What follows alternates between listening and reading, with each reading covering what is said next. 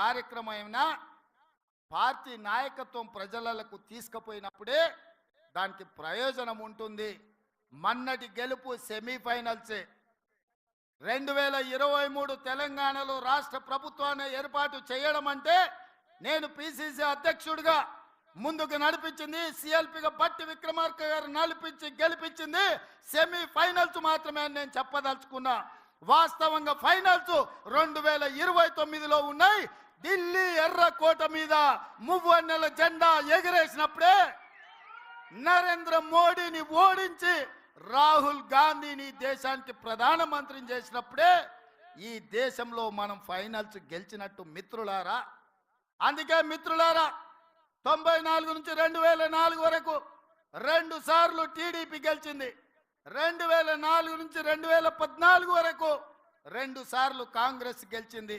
2014 నుంచి మొన్నటి ఎన్నికల వరకు టిఆర్ఎస్ 2 సార్లు గెలిచింది.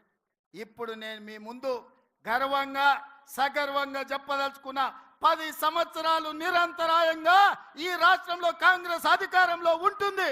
2029 పార్లమెంటు ఎన్నికల్లో తెలంగాణ రాష్ట్రం నుంచి 15 పార్లమెంట్లు గెలిపించి రాహుల్ గాంధీని ప్రధానమంత్రిని చేసినప్పుడే మనం ఫైనల్స్ గెలిచినట్టు.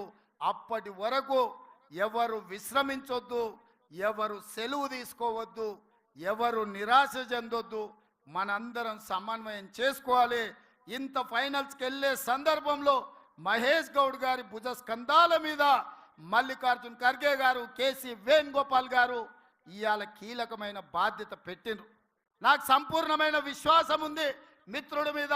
ఖచ్చితంగా కార్యకర్తలకు అందుబాటులో ఉండి రాహుల్ గాంధీ గారిని ప్రధానమంత్రిని చేసే వరకు అహర్నిశలు కృషి చేసి కష్టపడి కాంగ్రెస్ను తెలంగాణలో గెలిపించి 15 పార్లమెంట్లు ఢిల్లీకి పంపించే వరకు మేమందరం సమన్వయంతో పని చేస్తూనే ఉంటాం. నిన్న మన వాడొకడు వీడొకడు మోపోయిండు. వాళ్ళు వీళ్ళు వాళ్ళ చెంచాగాళ్ళు కార్యకర్తల మీద కేసులు పెట్టాలనో కార్యకర్తల మీద దాడులు చేస్తామనో ప్రయత్నం చేస్తారు. మన ఇంటికి వస్తామని చెప్పారు, కానీ మనోళ్ళే వాళ్ళ ఇంటికి పోయారు. చింతపండు అయినాక చెప్తారు మా ఇంటికి వచ్చి తన్నీరని. సంకనాకనిక విలువాలనా రా చూసుకుందామని.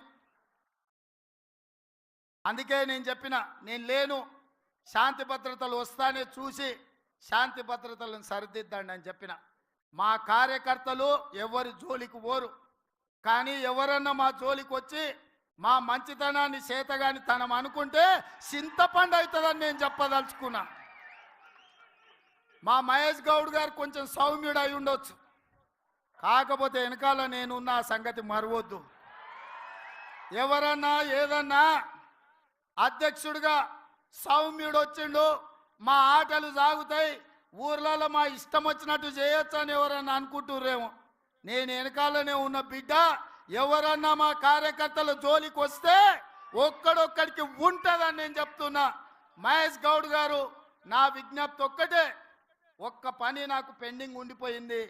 కార్యకర్తల ఎన్నికలు నేను చేయాల్సిన బాధ్యత ఈ లోపల మీకు వచ్చింది, అది మీ అదృష్టం. రాబోయే 3-4 నెలల్లో బీసీ కమిషన్ చైర్మన్గా నిరంజన్ గారిని నియమించినాం. బీసీ జనాభా లెక్కలు తీసి వాళ్ళకు రావాల్సిన వాటా వాళ్ళకి ఇచ్చి సర్పంచులు, ఎంపీటీసీలు, జడ్పీటీసీలు, మున్సిపల్ కౌన్సిలర్లు, మున్సిపల్ కార్పొరేటర్లు, జిల్లా పరిషత్ చైర్మన్లు, ఎంపీపీలను చేసే బాధ్యత మన ఇద్దరి మీద ఎక్కువగా ఉన్నది.